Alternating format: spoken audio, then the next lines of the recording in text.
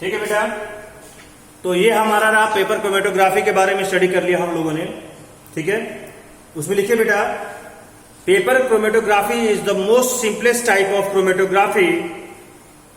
लिखिए, paper chromatography is the most simplest type of chromatography employed in the laboratory. Paper chromatography used paper as a stationary phase. जो paper हमारा है ये हमारा stationary phase है। ये क्या है हमारा स्टेशनरी फेज, मतलब इसके पेपर पे तो पेपर भाई एक स्थिर चीज है, वो तो नहीं मूव करेगा, जो उसमें सॉल्वेंट है वो मूव करेगा। तो मोबाइल फेज अलग है। अगर आपसे पूछेगा स्टेशनरी फेज क्या है, दैट इज पेपर। ठीक है, तो paper as the stationary phase and suitable liquid solvent as a mobile phase.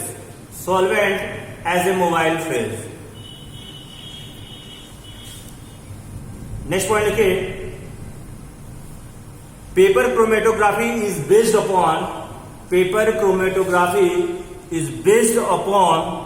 the principle of continuous differential distribution of the component. Continuous differential contribution of the component of the mixture between stationary phase and the mobile phase. Mixture between stationary phase and mobile phase. ठीक है, अब किसके किसके लिए हम इसका इस्तेमाल करते हैं वो कुछ एग्जांपल लिख लीजिए। देखिए, chromatography is used for to separate amino, पहला लिखिए point, to separate amino acid from mixture, to separate amino acid from the mixture. दूसरा लिखिए बेटा, टू सेपरेट पिगमेंट। अभी मैंने डाइज की बात कर रहा था, इंक की बात कर रहा था, वही बात हुआ। ठीक है, इंक को सेपरेट करने के लिए जो भी डाइज वगैरह है, अलग अलग डिफरेंट टाइप के कलर्स वाले हैं, उनको अलग अलग करने के लिए, यानी टू सेपरेट द पिगमेंट्स। तीसरा point, to separate the drug from the blood, to separate the drugs from the blood. अगर ब्लड के अंदर डिफरेंट टाइप्स के ड्रग्स अगर इंक्लूड आ गए तो उनको हम सेपरेट आउट करेंगे। To separate the drug from the blood, बहुत इंपॉर्टेंट है। And the last one, in the forensic lab,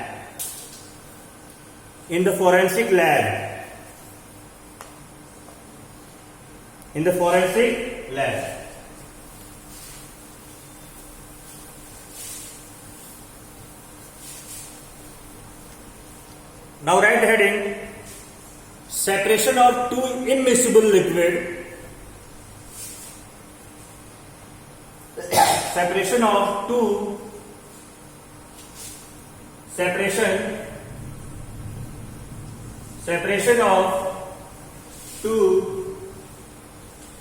immiscible liquid, मतलब दो अलग अलग लिक्विड है जो कि आपस में इमिसिबल है, मिक्स नहीं हो रहे हैं। ठीक है, तो उनको सेपरेट हम कैसे करेंगे? Bye separating funnel.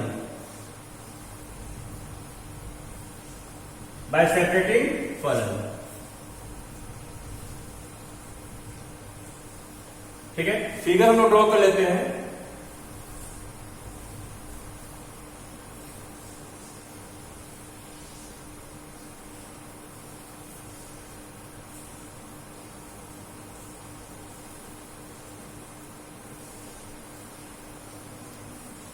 ठीक है, अब ये एक तरह से सेपरेटिंग फनल हमारा है। इसके अंदर दो लिक्विड डाल दिया बेटा, वाटर ले लिया प्लस ऑयल ले लिया, और ये स्टॉप क्लॉक है। ठीक है, ये इसको कवर करने वाला जो कैप है, ये मान लो स्टॉपर हो गया। ठीक है, अब इसके अंदर दो लिक्विड हमने डाल दिया, वाटर और ऑयल। ठीक है, तो वाटर का डेंसिटी हमारा ऑयल से क्या है, ज्यादा है, तो ये हमारा वाटर नीचे रह जाएगा, ऑयल हमारा ऊपर रह जाएगा। ठीक है, अब धीरे से हम इसका यहाँ पे जो हमारा खोलने वाला है बेटा स्टॉपर, इसको हल्का सा हम ओपन करेंगे और जैसे ही हम ओपन करेंगे यहाँ पे हमारा कवर करने वाला रहता है, इसको जैसे ही घुमाएंगे हम तो ये हमारा खुल जाएगा और धीरे से हम इसको ओपन करेंगे और स्लोली हमारा जो कंटेनर यहाँ ले लिया कोई भी और ड्रॉपलेट के फॉर्म में हमारा वाटर यहाँ पे गिरता चला जाएगा और जैसे ही हमारा वाटर नीचे जाएगा बेटा हम इसको क्या करेंगे, लॉक कर देंगे। हम इसको क्या कर देंगे बेटा, लॉक कर देंगे।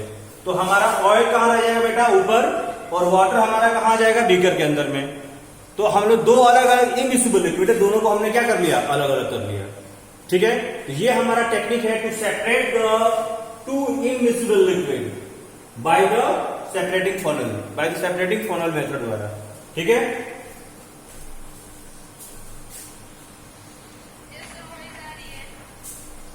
मतलब यही कहने का मतलब ये फिगर को आप लोग अच्छे से बुक से अच्छे से बना लीजिएगा। मतलब जैसे मैंने बना दिया, मतलब आपको ये समझ में आ रहा है, ये कवर है, इसका कैप है, यहाँ पे स्टॉपर लगा हुआ है, ये इसको कैप कर लो, ये स्टॉप वॉच है, क्या इसको बोलते हैं, हाँ स्टॉपर ही बोलते हैं, स्टॉपर। ये क्या है आपका, स्टॉपर है।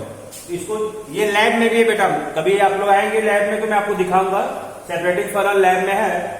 इसके अंदर हम लोग ऑयल और वाटर ले लेंगे। आपको पता है कि ऑयल की डेंसिटी क्या है, कम है, तो वाटर का फ्लो ऊपर फ्लोट करता रहेगा और जैसे ही हम इसको खोलेंगे वाटर हमारा स्लोली नीचे आ जाएगा और ऑयल ऊपर रह जाएगा और हम दोनों को अलग अलग कर लेंगे। तो ये हमारा हो गया तब जब दो लिक्विड ऐसे हैं जो इमिसिबल है, तो दो लिक्विड ऐसे हैं जो क्या है बेटा, इमिसिबल। ठीक है, अब हमारा आता है मिसिबल लिक्विड के लिए, separation of to miscible liquid. अब दो लिक्विड है बेटा और दोनों ही क्या है, मिसिबल है। कैसे है बेटा, मिसिबल लिक्विड है, तो उनको हम सेपरेट कैसे करेंगे ये हमें देखना है। तो आप लोग को याद होगा डिस्टिलेशन मेथड, नाम सुना है डिस्टिलेशन, क्या हो गया बेटा, ठीक है। दो लिक्विड अगर हमारा मिसिबल है, ठीक है, उसको सेपरेट करने के लिए हमारे पास दो टेक्निक है, that is distillation method and fractional distillation.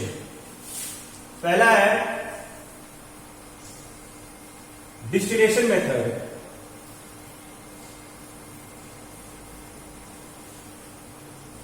दूसरा हमारा है बेटा fractional distillation method.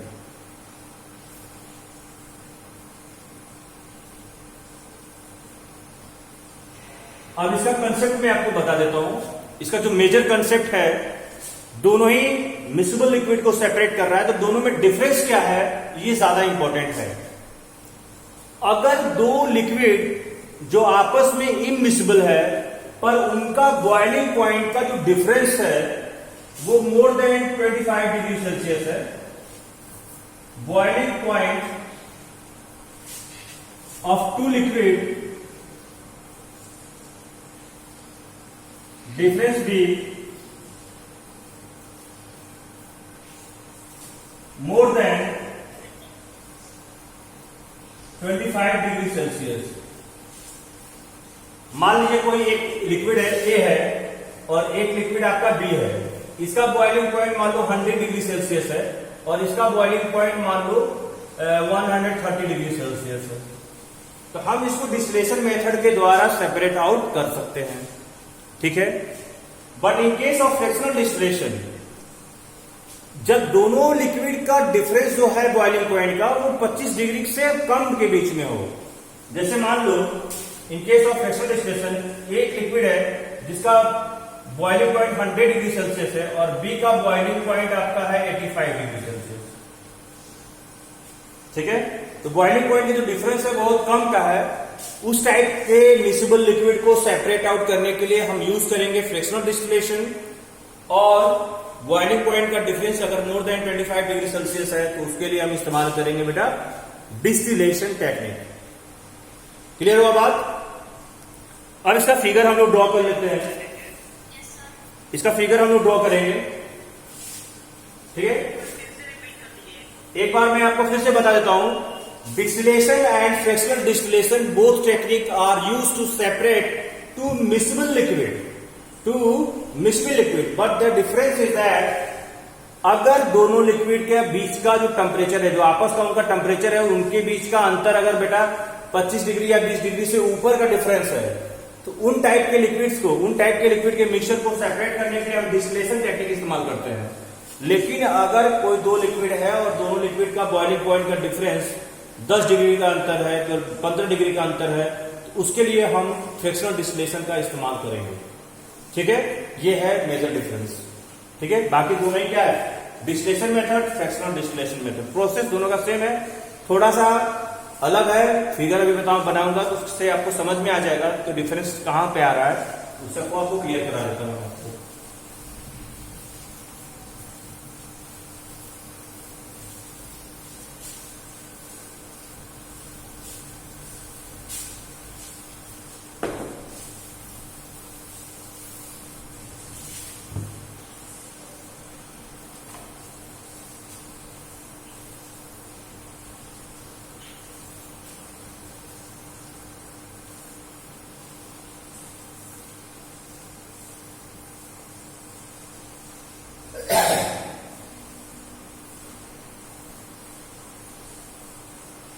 Figure draw करते रहिए।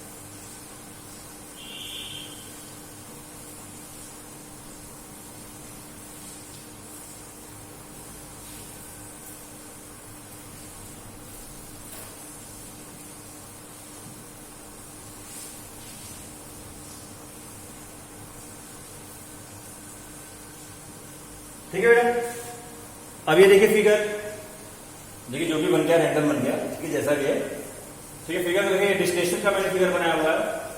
ये ट्राइपॉड स्टैंड है बेटा, इसको बोलेंगे ट्राइपॉड स्टैंड। इसके ऊपर मैंने वायर गॉज रखा हुआ है और वायर गॉज के ऊपर मैंने ग्राउंड बॉटम फ्लास्क रखा हुआ है, ठीक है। और इसके बीच में मैंने एक थर्मामीटर लगा के रखा हुआ है जो रीडिंग हमारा बताएगा कि टेम्परेचर कितना हो रहा है, ठीक है। क्योंकि हमें उतना ही हिसाब से हीट भी करना है, क्योंकि दोनों हमारा लिक्विड क्या है बेटा, मिक्सिबल है, ठीक है। अगर हमारा इसके अंदर जो लिक्विड है, एक का बॉइलिंग पॉइंट 100 डिग्री सेल्सियस है और दूसरे का बॉइलिंग पॉइंट 125 डिग्री सेल्सियस है, तो अगर हम हीट कर रहे हैं तो हम ये देख रहे हैं कि हम टेम्परेचर रख रहे हैं 100 या 105।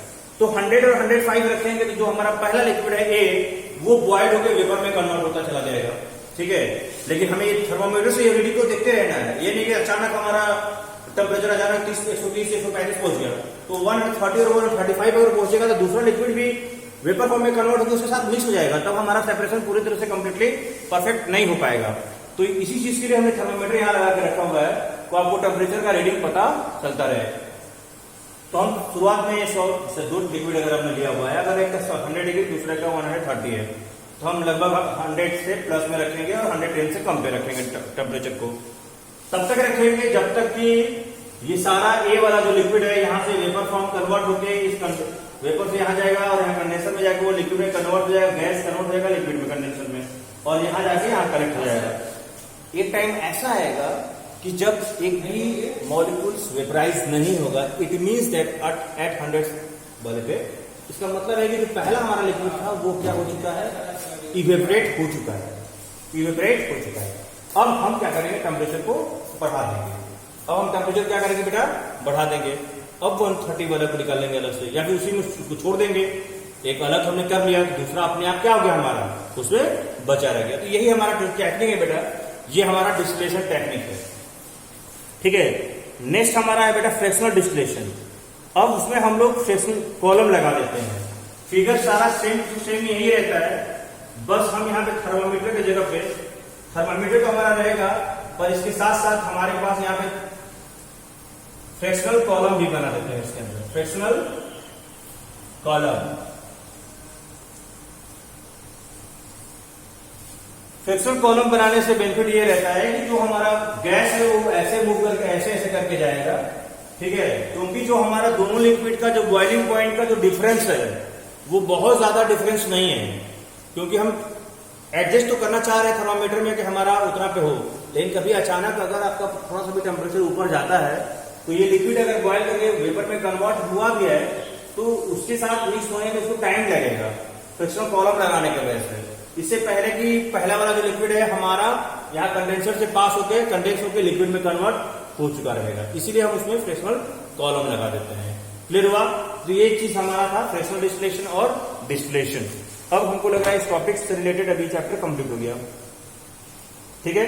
तो जितने भी एग्जाम्पल है बुक से, आप लोग जितने भी एग्जाम्पल है डिस्टिलेशन में कौन कौन से कंपाउंड को सेपरेट करते हैं वो एग्जाम्पल आपको लर्न करना पड़ेगा मेन, और फ्रैक्शनल कॉलम से कौन कौन से कंपोनेंट को हम लोग सेपरेट करते हैं वो एग्जाम्पल आपको लर्न करना है, ठीक है। तो ये चैप्टर लगभग आपका कंप्लीट हो गया। एयर मिक्सचर को भी हम लोग सेपरेट करते हैं फ्रैक्शनल डिस्टिलेशन के द्वारा। अब आपका एक टॉपिक है फिजिकल चेंज और केमिकल चेंज, तो वो ऑलरेडी आप लोग फिजिकल चेंज और केमिकल चेंज ऑलरेडी आप लोग क्लास 8 वगैरह या 7 वगैरह में ऑलरेडी आप लोगों ने डिस्कस किया हुआ है, ठीक है। अगर उसकी जरूरत पड़ेगा तो भी उसको भी मैं बता दूंगा, ठीक है। ओके।